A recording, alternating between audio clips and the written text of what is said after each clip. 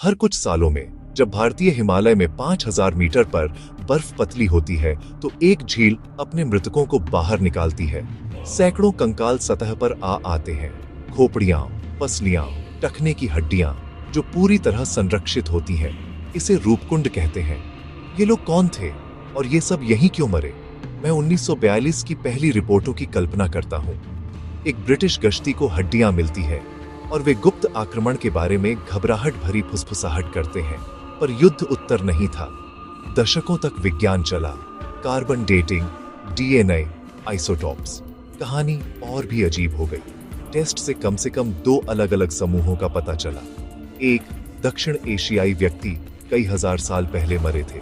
दूसरा समूह पूर्वी भूमध्य सागरीय वंश वाले लोग जो सदियों बाद आए। कोई हथियार नहीं, भागने का कोई स्पष्ट रास्ता नहीं, कोई सामूहिक कब्र रस्म नहीं, बस लाशें जो पहाड़ी चट्टान के एक जमे हुए कटोरे के चारों ओर बिखरी हुई थी। स्थानीय किंवदंतियां नंदा देवी की एक शाही तीर्थ यात्रा की बात करती हैं और एक श्राप की। गीत कहते हैं कि आकाश से लोहे की गेंदें गिरी। फोरेंसिक एक ठंडी तर्क जोड़ता है। कई खोपड़ियों पर गोल सघन फ्रैक्चर दिखते हैं, जैसे ऊपर से कठोर घने गोले से मारा गया हो।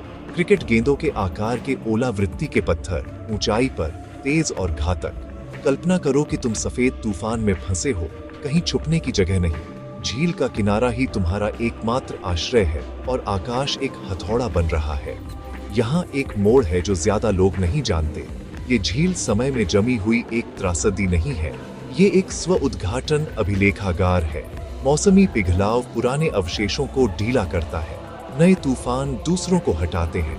विभिन्न शताब्दियां, विभिन्न वंश, विभिन्न यात्राएं, सब एक भूवैज्ञानिक जाल में एकत्रित हो रही है। आइसोटॉप डेटा अलग अलग आहारों और दूरस्थ मातृभूमियों की ओर इशारा करता है। डीएनए कोई निकट संबंध नहीं दिखाता। रूपकुंड ने किसी एक कारवां को दावा नहीं किया, इसने युगों के दौरान जीवन को संग्रहित किया। अगर ऐसी रहस्य आपको स्क्रीन काली होने के बाद भी सोचने पर मजबूर करती है तो सब्सक्राइब करें, कमेंट छोड़ें। ओलावृत्ति, तीर्थ यात्रा या कुछ ऐसा जो हमने अभी तक कल्पना नहीं किया है।